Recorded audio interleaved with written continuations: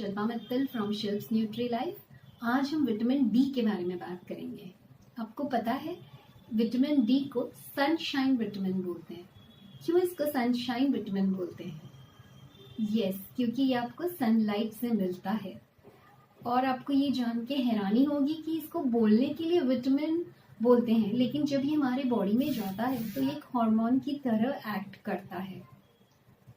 जब हम पढ़ रहे थे तो हमको बताया गया था कि इंडिया में इसकी डेफिशिएंसी होना इम्पॉसिबल है। क्यों? क्योंकि इंडिया को बहुत सारा सनलाइट मिलता है।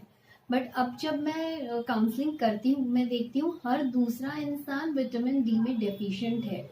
तो ऐसे क्यों है? हमें सनलाइट तो अभी भी अच्छा खासा मिलता है, क्यों ऐसे होता है?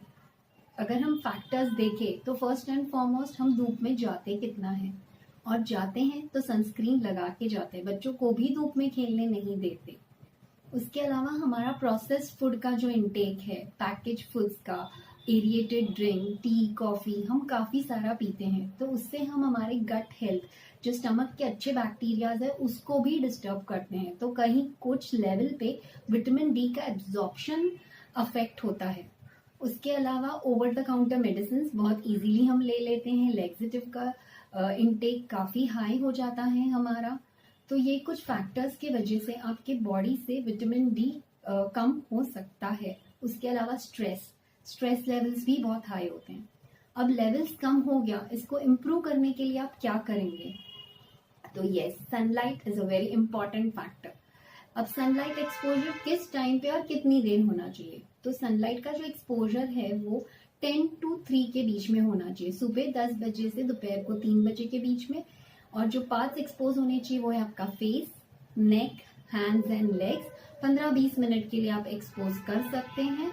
उसके अलावा आपको आपकी बॉडी में good levels of calcium and vitamin K2 होना चाहिए। विटामिन K2 हेल्प करता है कैल्शियम को सही जगह पे बोन्स में डिपॉजिट होने के लिए। गुड फैट्स भी बहुत जरूरी है। गुड फैट्स आपको मिलेंगे नट्स से, जैसे आलमंड्स, वॉलनट्स, कुछ फिशेस से। तो ये हेल्प करेगा विटामिन डी के एब्जॉर्प्शन में, बिकॉज विटामिन डी एक फैट सॉल्युबल विटामिन है। तो फैट फ्री डाइट से उसका एब्जॉर्प्शन डेफिनेटली नहीं होगा। और दूसरे जो फूड सोर्सेज है वो है मिल्क, सोया, मशरूम, कुछ fishes like tuna, mackerel, salmon. Egg yolk भी अच्छा सोर्स है विटामिन डी का। और अगर आपके लेवल्स बहुत लो है तो सप्लीमेंटेशन की जरूरत पड़ सकती है। बट जब आप सप्लीमेंट्स लेते हैं तो डॉक्टर की सलाह से लीजिए। बहुत सारे लोग सप्लीमेंट स्टार्ट करते हैं, उसको बंद ही नहीं करते। तो high levels of vitamin D भी टॉक्सिक हो सकते हैं, आपकी बॉडी के लिए हानिकारक हो सकते हैं।